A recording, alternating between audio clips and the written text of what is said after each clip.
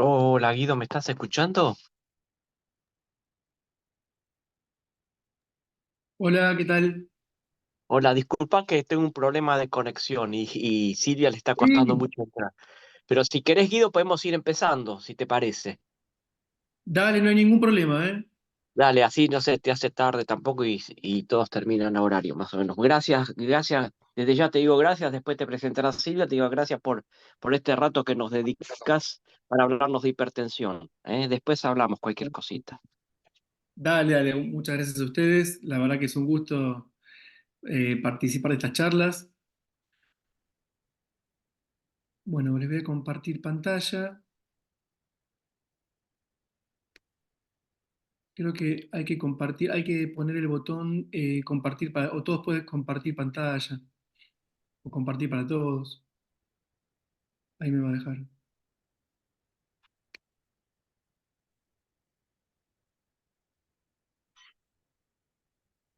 Todavía no. No sé quién está como anfitrión.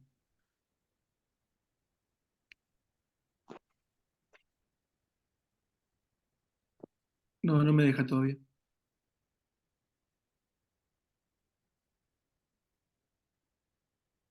¿Vos, Guillermo, estás como anfitrión?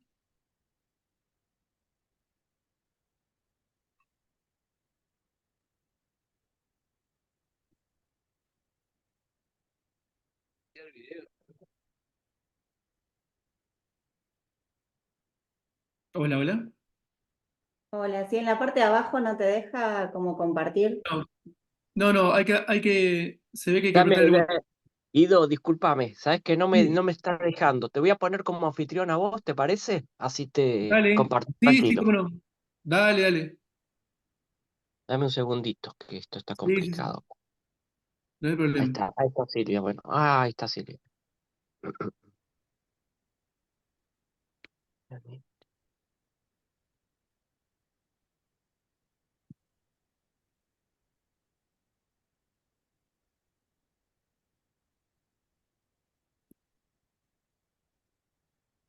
Ahí Sí, deberías poder. Hola, ya pude entrar. Hola ahí Guido, estamos. Hola, ¿cómo andamos? bien, muy bien, gracias. Vos sabés que no podía entrar porque se me corta internet.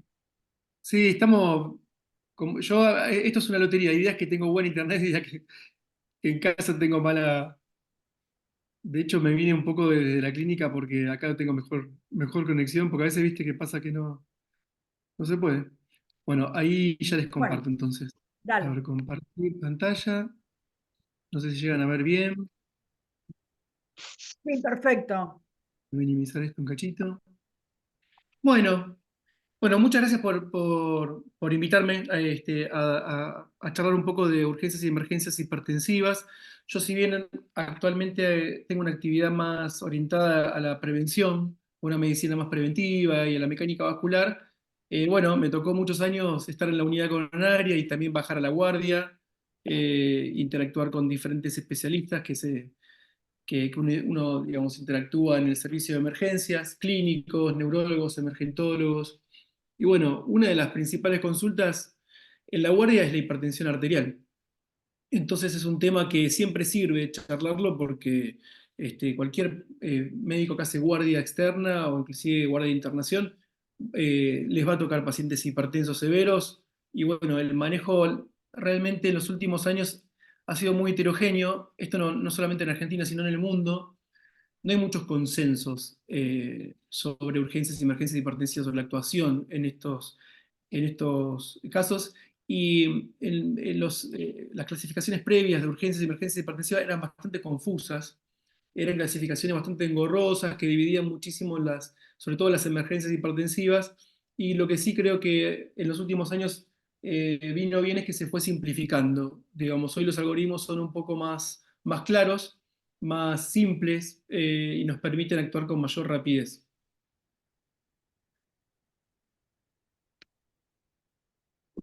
Bueno, eh, yo les hago un ejercicio como que estamos en un pase de guardia, de la guardia externa, en un servicio de emergencias, y tenemos diferentes pacientes.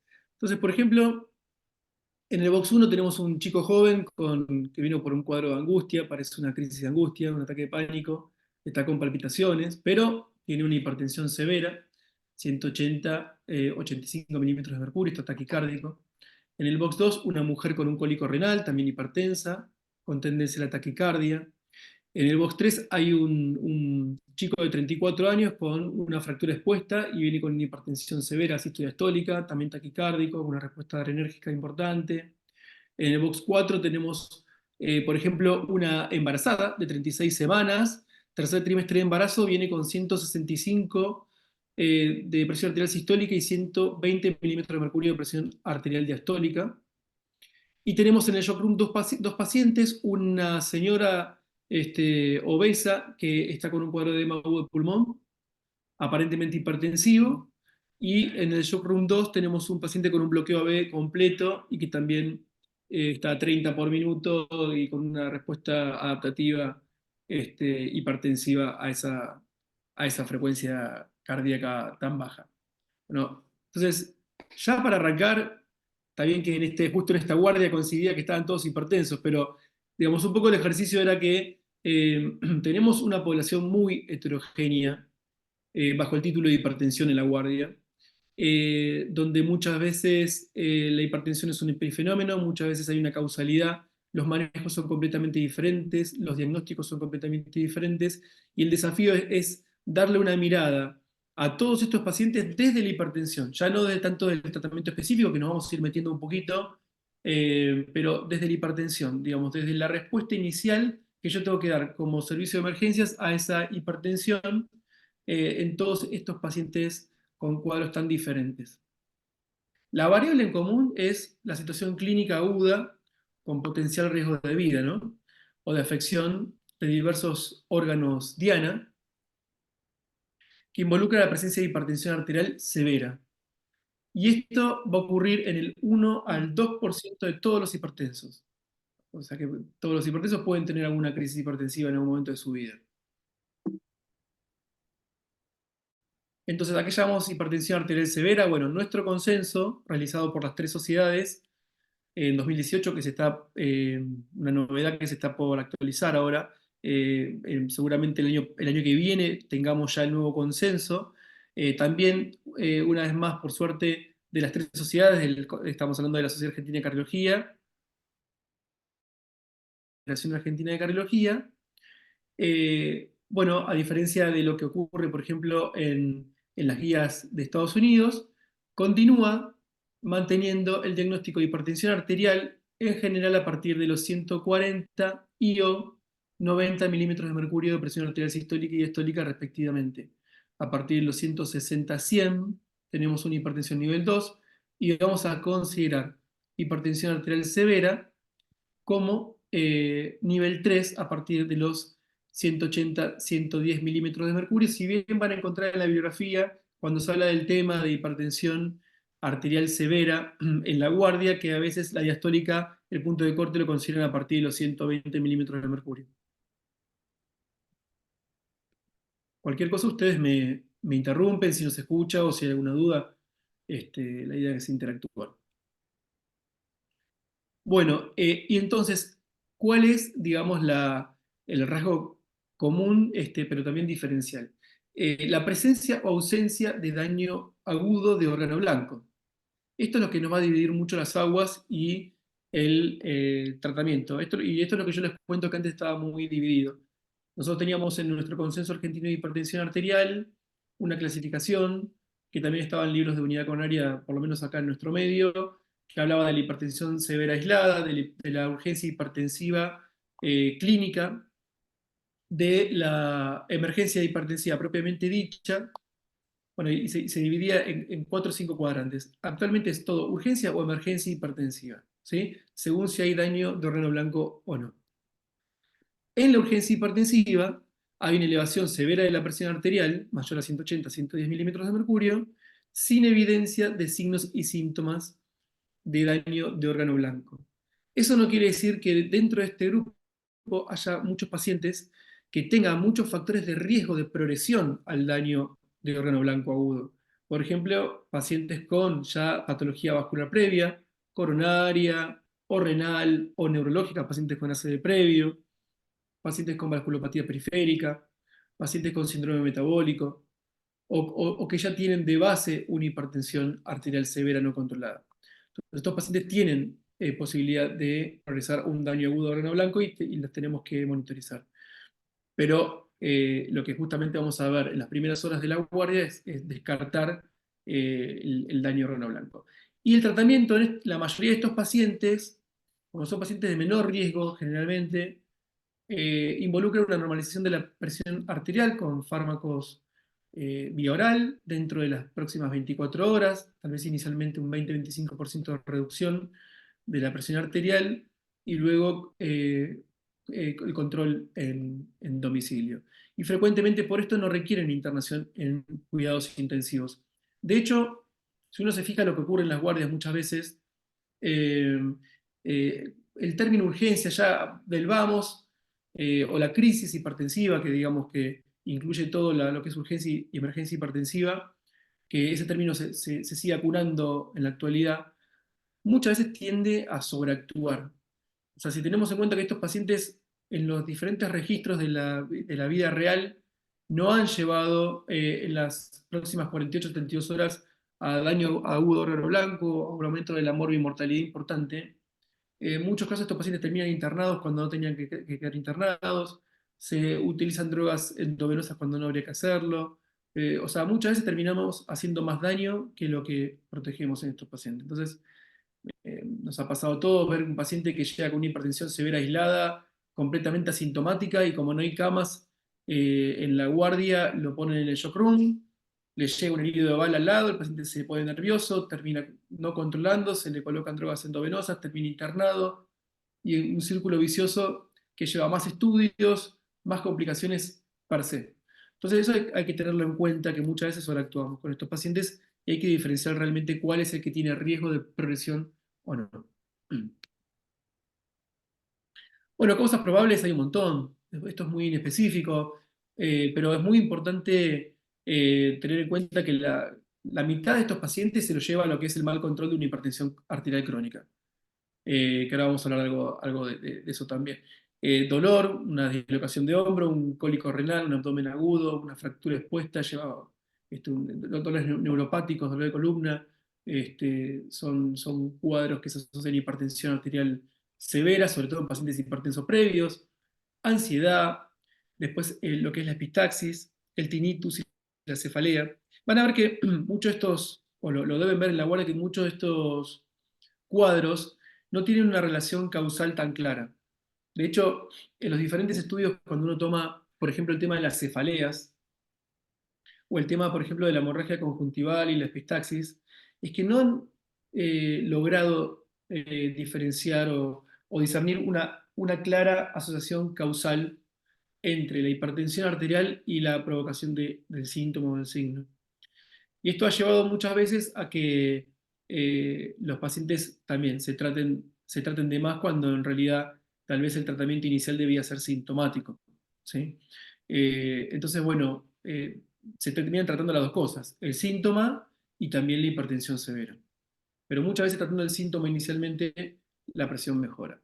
Con el tema puntual de la ansiedad, hay toda una discusión actual, también por el exagerado uso, digamos, de ansiolíticos en las guardias, y también muchos pacientes que se van de alta con indicación de ansiolíticos, eh, donde realmente a veces no hay una indicación precisa. Y en pacientes añosos, por ejemplo, puede traer complicaciones, mayor deterioro cognitivo, caídas, complicaciones. Entonces, se va a dejar la indicación del ansiolítico en guardia para el paciente que realmente tiene un diagnóstico específico de un cuadro de ansiedad aguda. ¿Sí?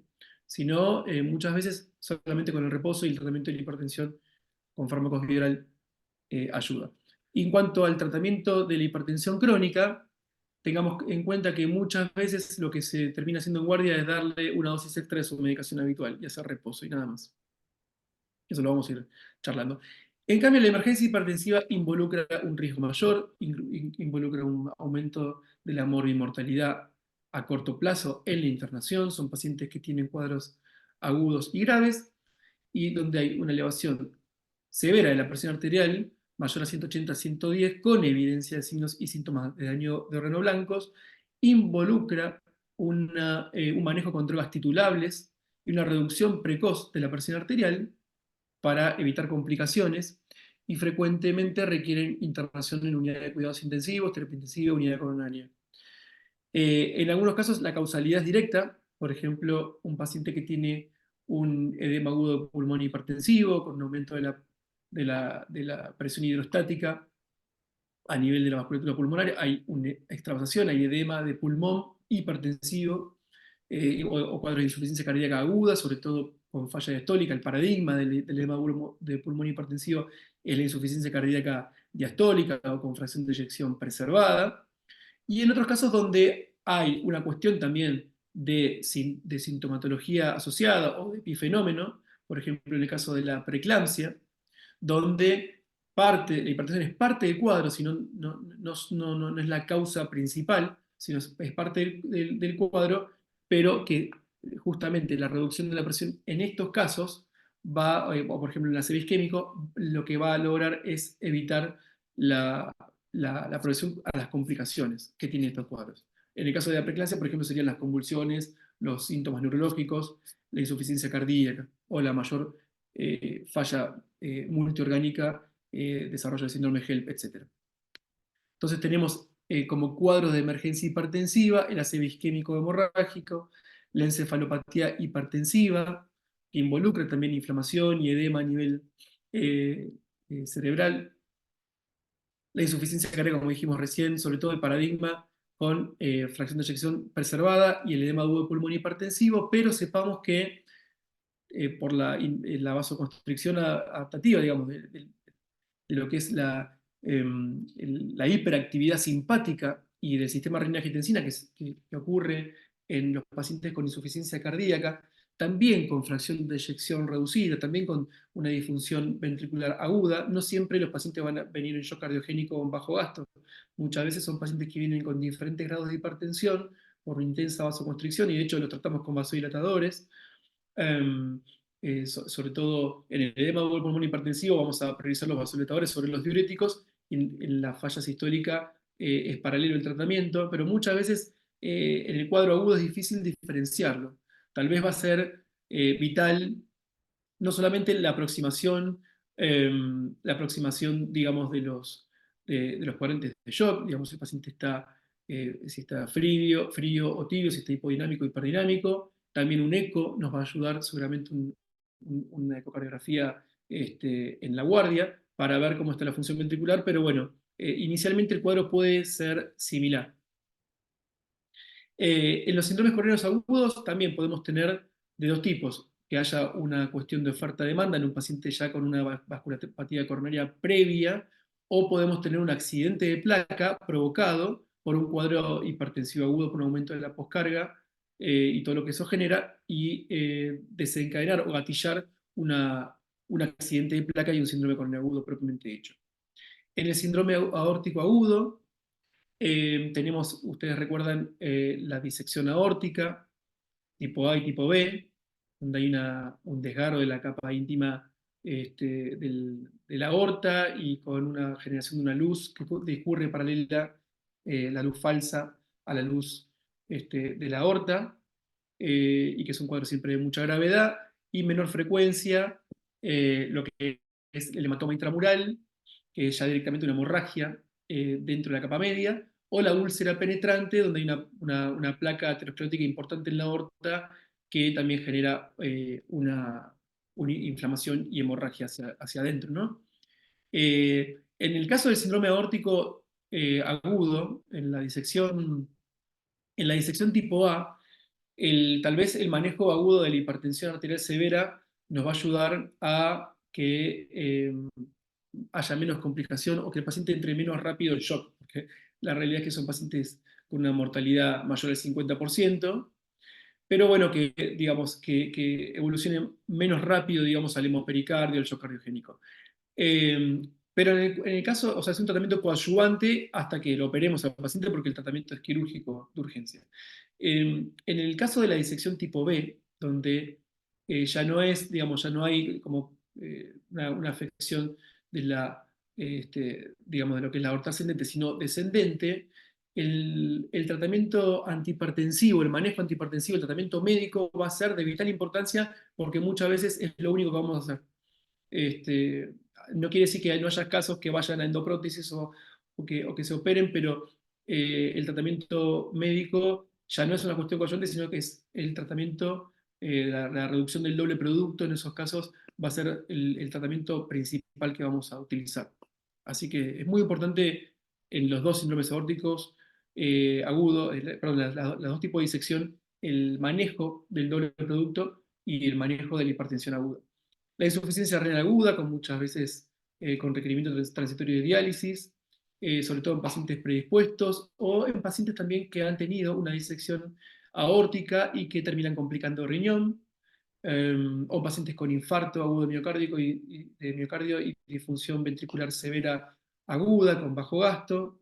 Bueno, estos pacientes pueden tener en contexto de hipertensión arterial severa insuficiencia renal.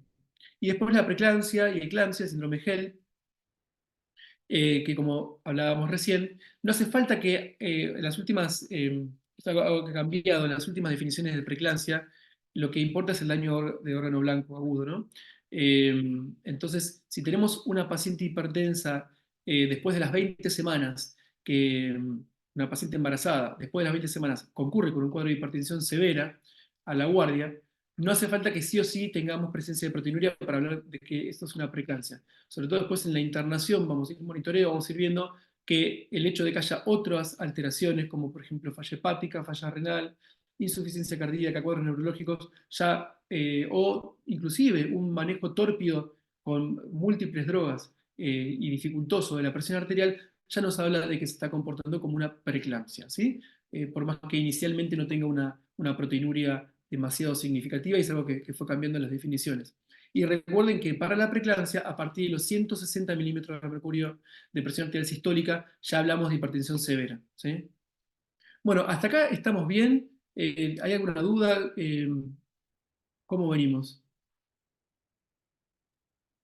Guido, una de las alumnas está pidiendo por favor que hables un poquito más fuerte, que no te escuchan. No Bien, sé si bien, es vamos cuestión por de favor. acercarte al micrófono, quizás. Sí, ahí capaz que se escucha más fuerte. Bueno, me avisan, si se escucha, me interrumpen y me dicen y yo lo modifico. Bueno, en el caso Gracias. de Gracias a ustedes. En el caso de la hipertensión maligna, digamos, lo que ocurre con la hipertensión maligna en realidad es fisiopatológicamente, es, digamos, un ejemplo de lo que ocurre en general en todas las crisis hipertensivas. Digamos, esta elevación severa de la presión arterial que genera un aumento importante de la poscarga, que genera alteración hemodinámica, que genera disfunción endotelial y donde hay alteración de los mecanismos de autorregulación. Pero en la hipertensión maligna, que es rara y que hoy en día se ve menos, hay una característica fundamental de esa pérdida de autorregulación, una elevación severa de la presión arterial con daño de órgano blanco agudo y rápido. Y, digamos, como característica tal vez distintiva es la retinopatía, la presencia de retinopatía avanzada bilateral en el fondo de ojo, lo podemos ver, aunque hoy en día ha bajado mucho la utilización o la solicitud de fondo de ojo en pacientes hipertensos y inclusive en la guardia. Pero bueno, digamos, sería la característica distintiva, ¿no? El edema de papila, la retinopatía avanzada bilateral.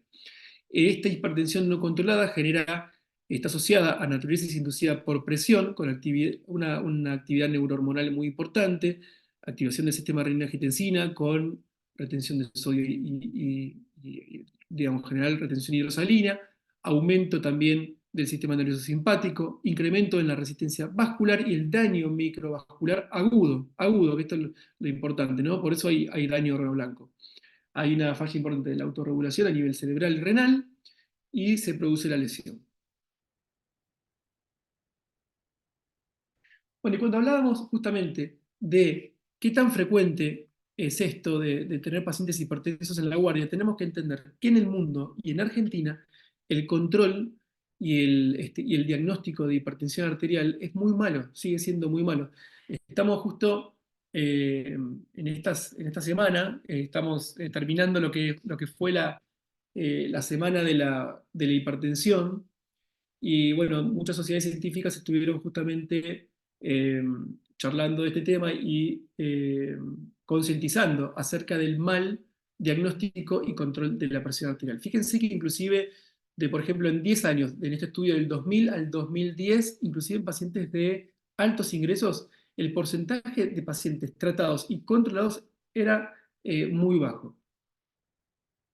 En Argentina nosotros tenemos un registro que fue bueno, uno de los registros más importantes que se hicieron a nivel país de hipertensión arterial, que estuvo en el caso del Renata 2, que es el último registro que se hizo, Registro Nacional de Hipertensión Arterial, comandado por el doctor Delucci y colaboradores. Fíjense que en Argentina, hace muy poquito, en un estudio observacional a nivel de todo el país, cerca del 40% de los hipertensos no sabían que eran hipertensos. Hay otro gráfico que yo acá por cuestiones de tiempo no lo agregué, pero que cuando uno va bajando la edad, el porcentaje de pacientes, de pacientes no conocidos, de hipertensión no conocida, es mucho mayor. O sea, los pacientes añosos seguramente tienen más contacto con el sistema de salud y sepan más de su hipertensión, pero pacientes jóvenes o de edad media es impresionante la cantidad de pacientes que ni siquiera saben que son hipertensos y que se encuentran asintomáticos. Después hay un porcentaje bajo de pacientes, pero no menor, estadísticamente hablamos cerca de un 6%, de pacientes conocidos y que no se tratan por problemas de adherencia, por diferentes motivos. Después tenemos un porcentaje de pacientes también muy importante, que es cerca del 30% de pacientes que saben que son hipertensos, que están bajo tratamientos, pero que no están controlados. Y finalmente, tenemos el 24% de todos los hipertensos de la Argentina que tienen un diagnóstico, un tratamiento y que el tratamiento es eficaz para controlar la presión en consultorio. En cuanto al diagnóstico y el tratamiento, algo que ha mejorado, digamos, en los últimos años el diagnóstico de hipertensión arterial es sumar a las mediciones de presión arterial en consultorio, las mediciones ambulatorias por mapa o por controles ya no de automonitoreo, sino por monitoreo domiciliario de la presión arterial con equipos validados.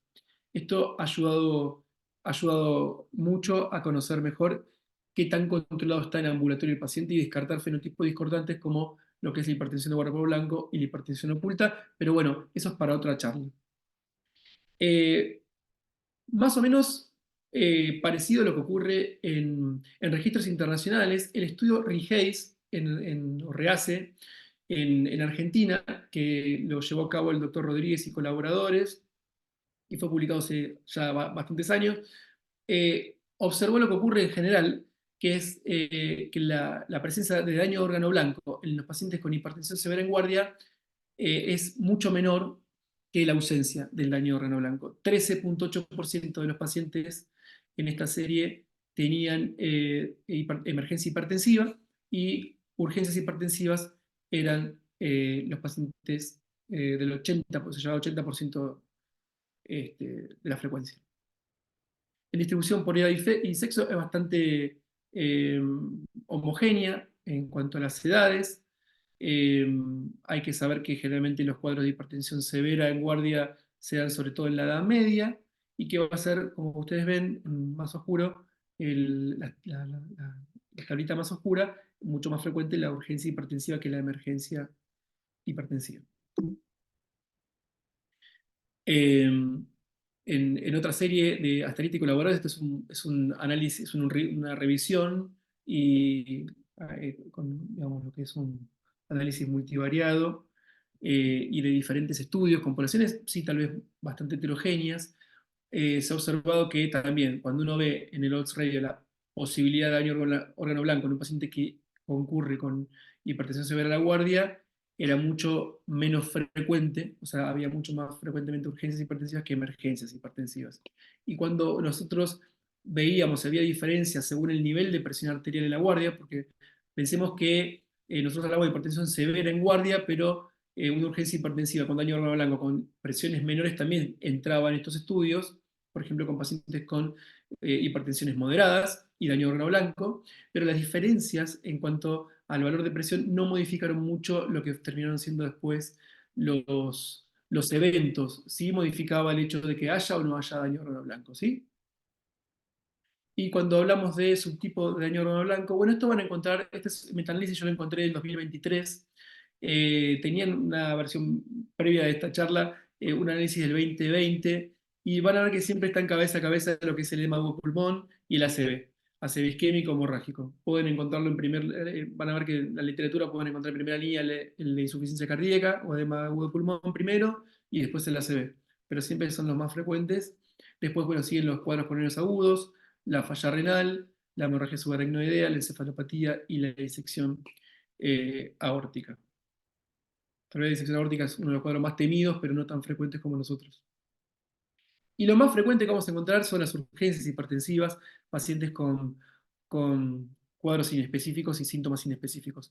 En cuanto a síntomas, en pacientes con emergencias hipertensivas, los síntomas neurológicos eran los más comunes en esta revisión de múltiples estudios, y en las urgencias hipertensivas, la cefalea.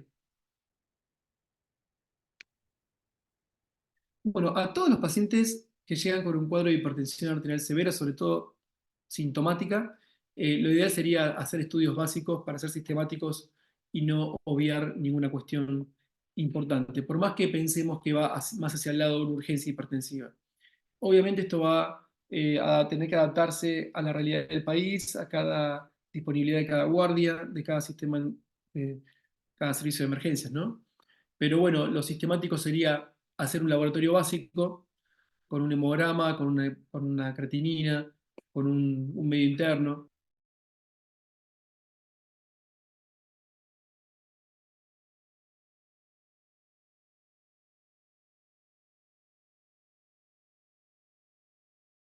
Perdón que ahí me parece que se me fue. ¿Me escuchan, no? ¿Todavía? Sí, te Ahí todos. escuchamos y te estamos viendo. Ahora volvió la imagen. Gracias, sí, se me salió de hacer un tema de internet. Bueno, crucemos los dedos. Y después, obviamente, según la emergencia que yo tenga hipertensiva, me meto en cada cuadro y bueno, usaremos ecocardiograma transtorácico, lo que se llama bedside, tomografía, resonancia, angio-TC toracoabdominal. Bueno, vamos a, según el cuadro, obviamente tenemos un síndrome aórtico, tenemos que hacer un angio-TC, tenemos un ACV, haremos la tomografía, la rezo con difusión. Bueno, vamos a ir en cada cuadro realizando los diferentes estudios complementarios que correspondan. Pero yo diría que el manejo básico inicial va a ser el paciente que llega con hipertensión arterial severa a la guardia, sobre todo cuando hay síntomas inespecíficos, ¿no? Obviamente, si llega un paciente con edema agudo de pulmón, los primeros dos pasos los obviamos, ¿no? El paciente ya está en el shock room, en el triage, entró de una y ya lo estamos tratando. Pero en el paciente que llega con el cuadro más síntomas más inespecíficos, lo tenemos que investigar un poquito. Primero vamos a hacer un reposo de 30 minutos y hacer un segundo control. El reposo es muy importante. En diferentes estudios observacionales se vio cómo solamente con 30 minutos de reposo se podía reducir entre 15 y 25% la presión arterial inicial del paciente, sin tener que utilizar drogas, sin tener que internarse el paciente. Entonces, ojo que el reposo no hay que subestimarlo, viene bien hecho en un área de la guardia, que el paciente esté tranquilo y confortable, puede ser de muchísima utilidad y es la primera indicación.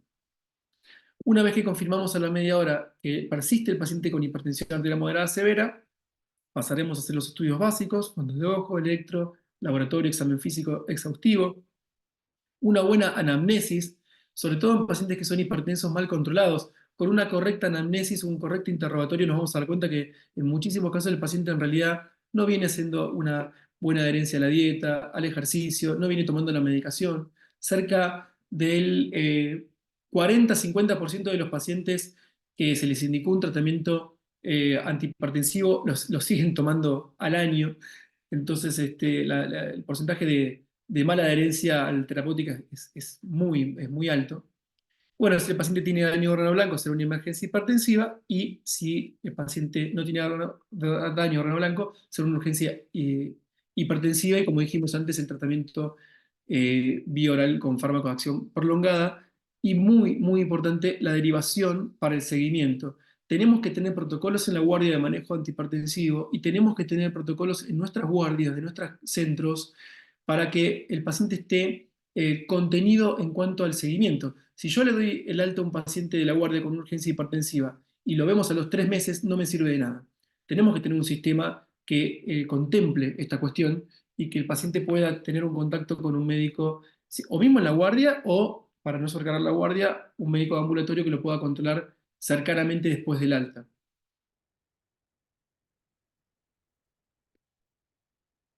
Bueno, perdón.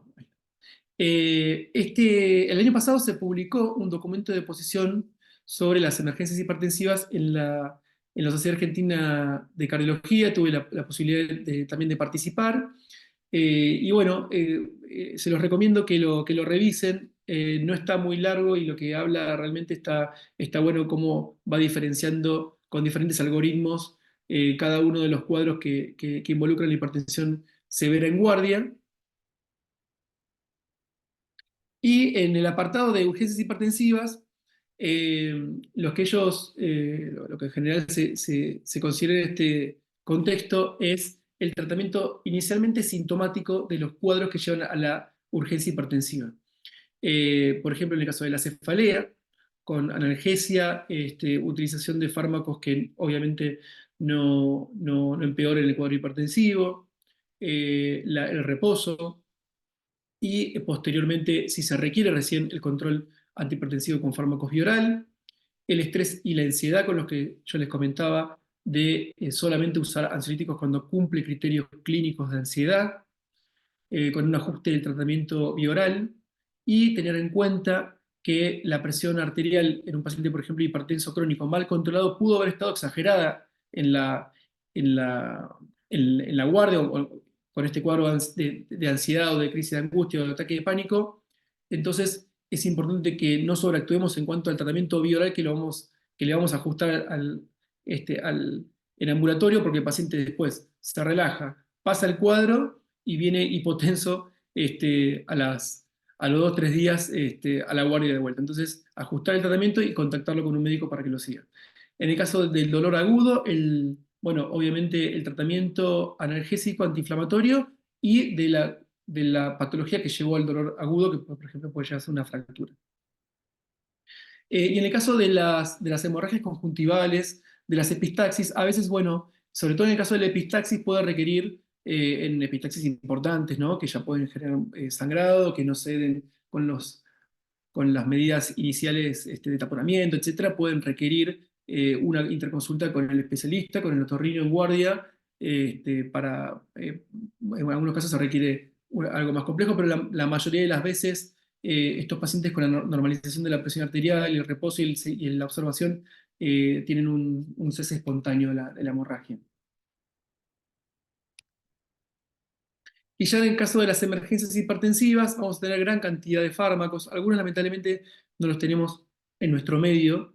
Nosotros, la realidad es que si uno ve en general lo que ocurre en Argentina, las drogas endovenosas, titulables, que utilizamos en los cuadros hipertensivos siguen siendo más o menos las mismas. La betalol, el nitroprusiato, la nitroglicerina.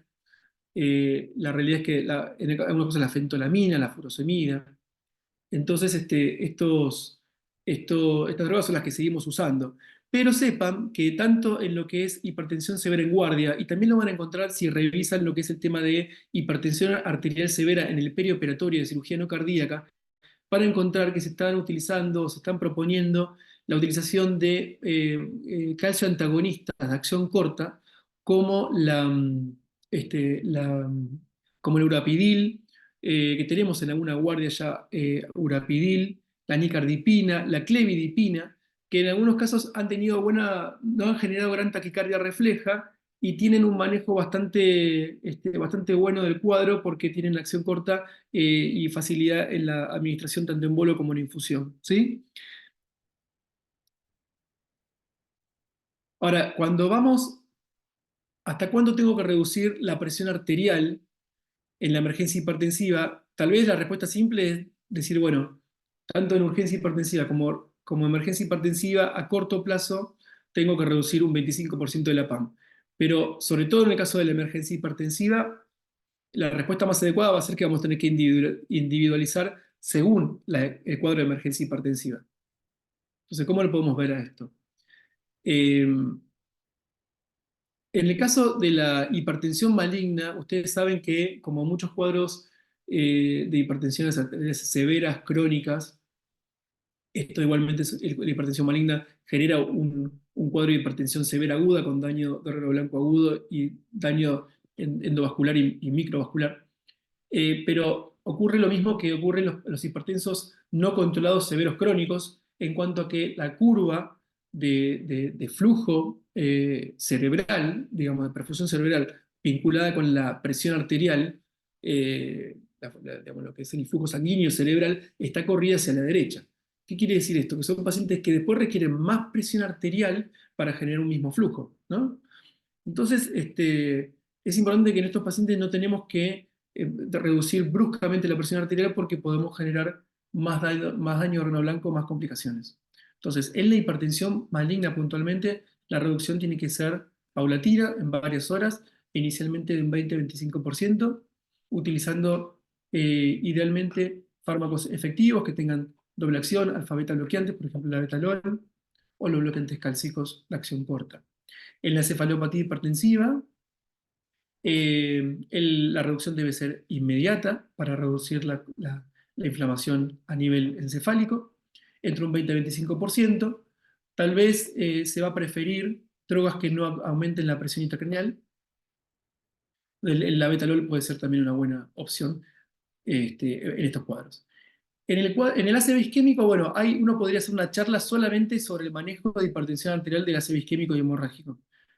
¿Por qué? Porque la realidad es que, bueno, esto los terapistas lo saben muy bien, la discusión acerca de la velocidad de reducción de la presión y el objetivo final de reducción de presión arterial, tanto en el ACV isquémico y hemorrágico, ha sido motivo de muchísima discusión y los estudios científicos no han demostrado en general grandes cambios en los resultados en términos de eficacia y seguridad en términos de eficacia, ¿no? En términos de reducción de la mortalidad, con la reducción aguda y rápida de la presión arterial.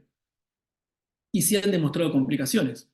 En el caso del ácido isquémico, por ejemplo, todo lo que es el aumento del área de penumbra y la hemorragia, la transformación hemorrágica, etc. Entonces, lo que sí se trata de hacer es reducir la presión arterial, o sea, que pasa los puntos de corte que se observó en los estudios que pueden llegar a dar beneficio. Esto es, para el ACV isquémico, que no va a ir a trombolíticos, cuando la presión está mayor a 220 milímetros de mercurio, y los pacientes que van a trombolíticos, que tienen una presión arterial mayor a 185, 110 milímetros de mercurio, y dentro de todo lo que es el manejo del ACV agudo, obviamente, la reducción en la primera hora de la PAM del 15%, con la utilización seguramente ya de infusión de la betalol.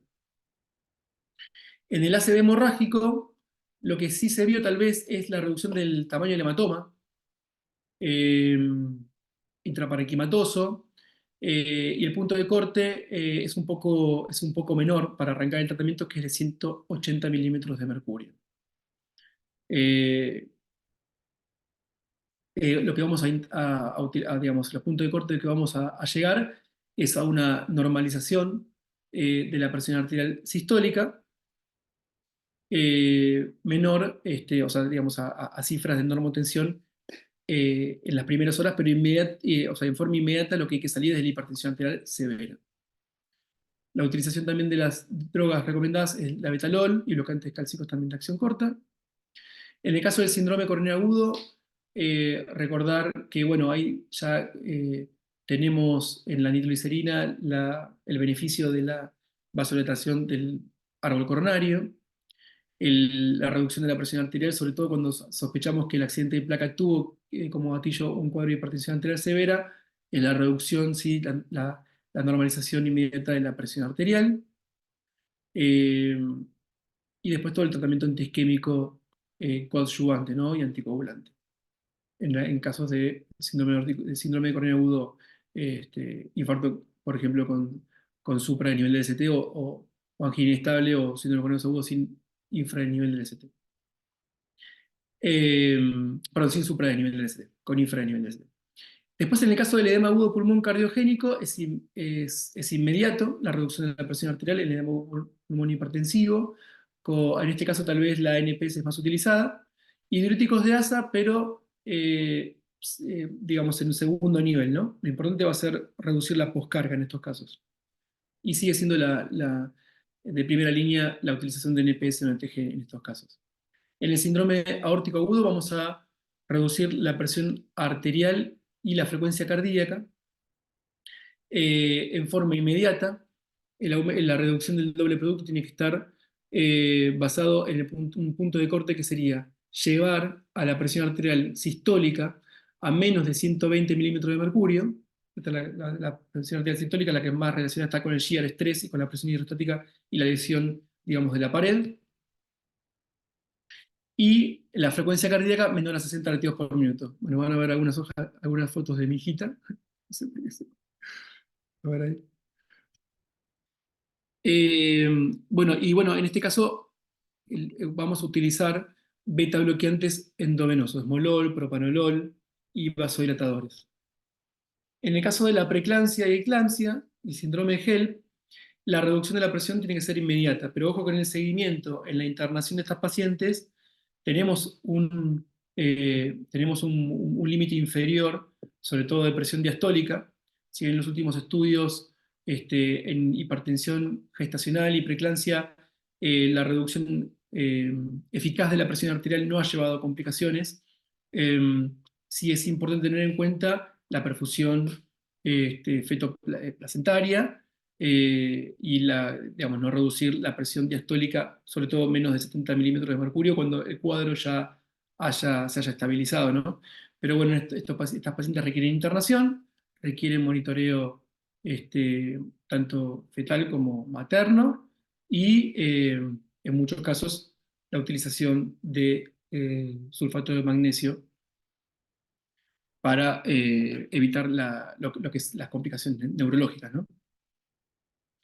Algo que no está en este cuadro son todo lo que son las urgencias, las emergencias hipertensivas vinculadas a las patologías endocrinológicas, sobre todo la tirotoxicosis, que son cuadros gravísimos también, cuando la tirotoxicosis maligna, que es más rara, pero la verdad que es un cuadro de mucha gravedad, con síntomas neurológicos, un estado hipermetabólico muy importante, con arritmias, insuficiencia cardíaca, etcétera, y lo que es las crisis de feocromocitoma, que están caracterizadas por la tríada clásica de palpitaciones, cefalea, diaforesis.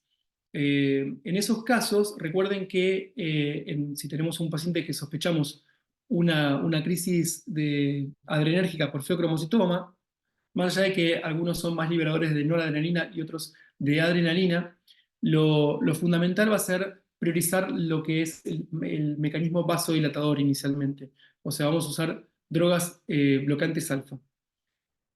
Esto es porque si queremos utilizar, digamos, una vez digamos, bloqueado bien los canales alfa, vamos a pasar, si el paciente está todavía taquicárdico y tenemos que bajar el doble producto y no lo estamos logrando, recién ahí, después de un tiempo prudencial, vamos a utilizar los bloqueantes beta, porque ustedes saben que en las crisis adrenérgicas hay un mecanismo también de estimulación beta con acción beta 1 y beta 2 vasodilatadora. Entonces, si bloqueamos la acción vasodilatadora beta 1 desde el principio, lo que hacemos es que toda la curva de estimulación se vaya todo hacia lo que es la vasoconstricción.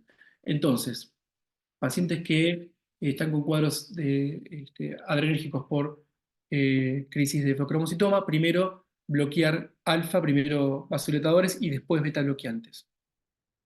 Esto es muy importante, tal vez hay pacientes que no están en la guardia, que no vienen por cuadros de crisis, pero los tenemos en el consultorio, ya tenemos el diagnóstico, muchas veces los tenemos que preparar para la cirugía, entonces primero darle unos días a empezar con una doxazosina o con bloqueantes alfa centrales, y después de a poquito le vamos incorporando los beta bloqueantes si lo requerimos. Bueno, básicamente en cada uno de estos cuadros uno se puede seguir metiendo. Les recomiendo los algoritmos que tenemos en el consenso de emergencias hipertensivas de la Sociedad Argentina de Cardiología, que se va metiendo un poquito más en cada cuadro con algunos detalles importantes, pero bueno, podemos charlar lo que ustedes quieran, que no haya entrado acá en la charla, sobre cada cuadro en particular y alguna consideración que tengamos. Bueno, muchas gracias.